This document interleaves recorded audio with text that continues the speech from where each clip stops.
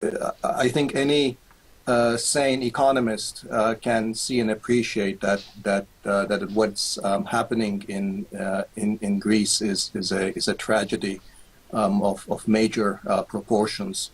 I think of it as an experiment in gold standard economics, totally at odds with how modern economies and politics really works. So it's a return to a conception of economics and economic policy that barely worked in the 19th century, is totally inappropriate for the 21st. It's really an exercise of bleeding the patient in the hope that it will recover. The tragedy, of course, is that it doesn't have to be this way. It didn't have to be this way. I think from the very start, the mistake was that German Chancellor Angela Merkel presented this crisis to her own constituents, her own electorate, German people, as a morality play of sorts. It was presented as a narrative that pitted Greek profligacy and Greek duplicity on the one hand against German thrift and German hard work. And I think this way of framing the crisis, I think, shaped a lot of the actions that followed. The right way of framing it, of course, was that this was a narrative of interdependence.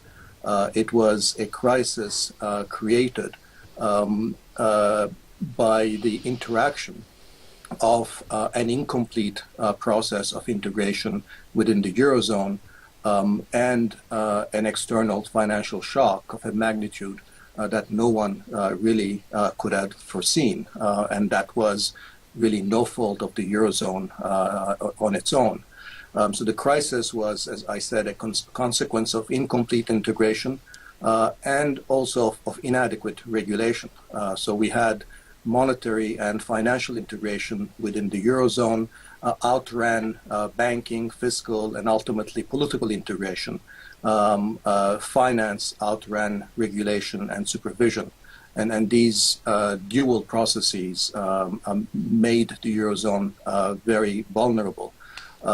Now, to some extent, of course, an integration process of the type that the European Union and the Eurozone were engaged in is something that takes a very long period, so period of decades, if not centuries. So I'm not a Euro critic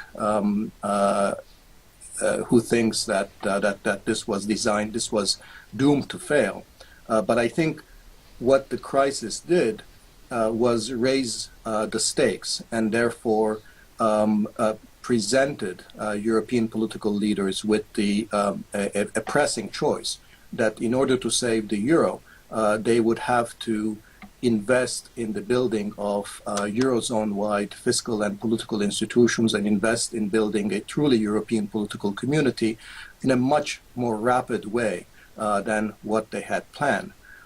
Instead, the Germans and some of the other creditor nations chose the approach of teaching Greece a lesson. But in fact, this should not have been a morality play. After all, the German and the French banks that lent to Greece were as much at fault, as much to blame as the Greek government that built up the debt. So this is not about apportioning blame. So while it is true that Greece had clearly engaged in fiscal excess, this was really made possible by excess on the part of financial intermediaries and lenders in the rest of the Eurozone.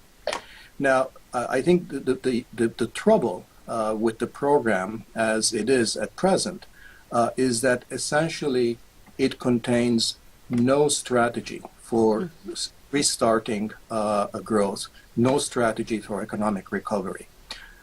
From the very beginning, the European Commission and the IMF have been deluding themselves by saying that this missing growth strategy or recovery strategy is provided by structural reforms. That structural reforms will will set off the kind of incentives that's required to recover the real economy. But the problem is that as much as Greece may need some of these structural reforms in the form of deregulation of the professions, opening up of markets, some privatization, one can argue, and many of these things might be quite desirable in some medium, long-term sense. The trouble is that such structural reforms do not do the job in the midst of a complete collapse of domestic demand. So they are at best ineffective and at worst harmful. No producer wants to hire workers or invest when they cannot sell what they produce. So when you're facing this critical overcapacity problem of shortage of demand, the supply side reforms are simply not going to get you the productivity increase that can act like anything like a recovery program. So by default, the implicit growth strategy in the present program turns out to be effectively a period of a sufficiently long depression and deflation that will ultimately, hopefully, restore competitiveness. By default, that seems to be the growth program in place. Now, we look at the IMF's most recent report on Greece. The IMF says that about half of the needed increase in competitiveness has been achieved. About half of the needed competitiveness has been restored. Now, Greece is at 27% unemployment today, youth unemployment at more than 60%.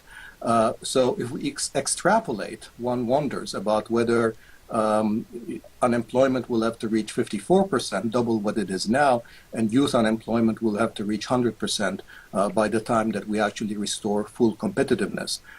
So the social, the political, and the economic consequences of this are unimaginable. And simply put, no country in the modern period has ever successfully come out of a debt crisis of this sort through these policies of deflation and austerity. So if Greece is not to experience a lost generation, an urgent change in strategy is required. First, with respect to domestic policies, I think one needs to be a recognition that fiscal austerity is disastrous if it doesn't come along with some other way of reviving domestic demand. So maybe Greece cannot afford to engage in fiscal Keynesianism, but there has to be some other way of reviving domestic demand. And the European Union can help here through EU-financed investments, EU-financed employment programs, other transfer programs that are going to finance Greece's fraying domestic safety nets.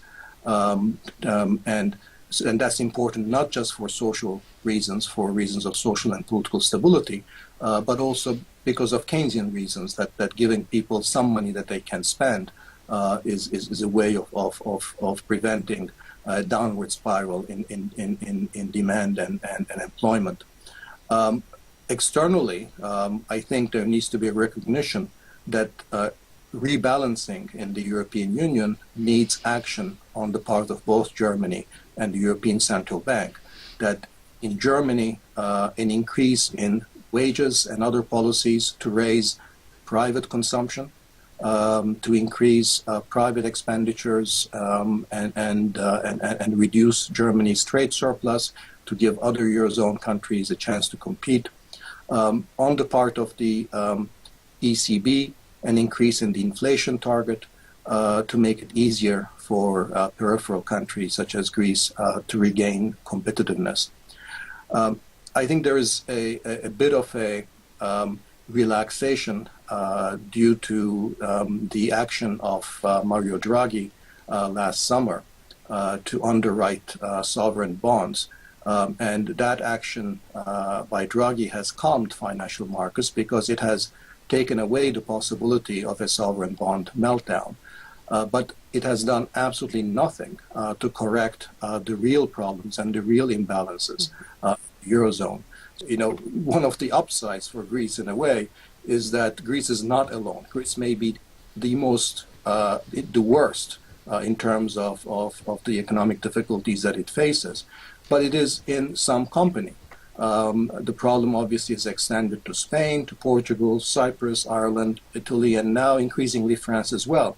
The newest numbers that have come out about Eurozone growth for 2013 suggest that this is the economic decline is becoming quite a general one that also threatens now to drag as well into the quagmire in a major way. You can imagine Greece and even a country like Spain being bailed out. But when it comes to countries like Italy and France, these countries are simply too large to be bailed out. So perhaps a greater realization that this is not just a Greek problem, that this is a problem that's dragging the entire Eurozone down, if one wanted to be optimistic, may lead German policymakers and others to change their tune on austerity.